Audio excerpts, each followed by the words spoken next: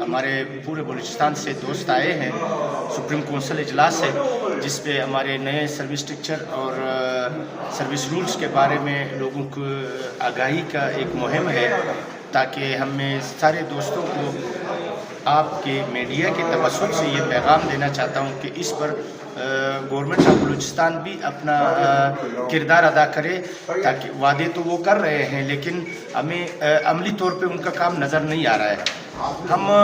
34-35 साल सर्विस वाले आज तक उसी स्केल में बैठे हुए हैं और ना हमारा अपग्रेडेशन है, ना हमारा सर्विस रूल्स है, ना ही हमारा सर्विस स्ट्रक्चर 51% है, जो बिल्कुल किसी को भी समझ नहीं आ रहा है। इसका ज़िंदा मिसाल ये है कि ये डीजी ऑफिस में जो सर्विस स्ट्रक्चर इशू करते हैं उनको भी नहीं पता है कि 6 साल से आप एक बंदे का प्रमोशन कैसे रोक सकते हो। आया आपके पास उसका रिकॉर्ड नहीं है, आया आपके पास उसी दिन से उसका पर्सनल फाइल चाहिए, उनका सर्विस बुक चाहिए, उनका ये चाहिए, उनका वो चाहिए, ये सारे उनके पास है, सारे डीजी ऑफिस में पड़े हैं, सारे हमारे डीएचओस एमएसएस के पास पड़े हुए हैं। तनख्वाहें कैसे मिल रही है उनको? छुट्टी करते हैं उस एकदम से उनको ट्रेस किया जाता है कि वो क्यों छुट्टी कर रहे हैं, वो क्यों गैर हाजिर है, और यहाँ पे इनकी आंखें बंद है।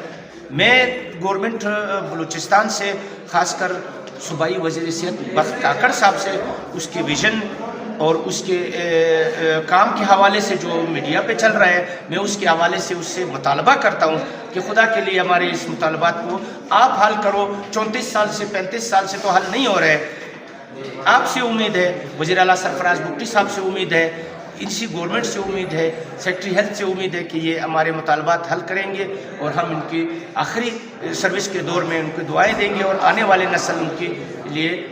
नेक तमन्नाएं रखेंगे।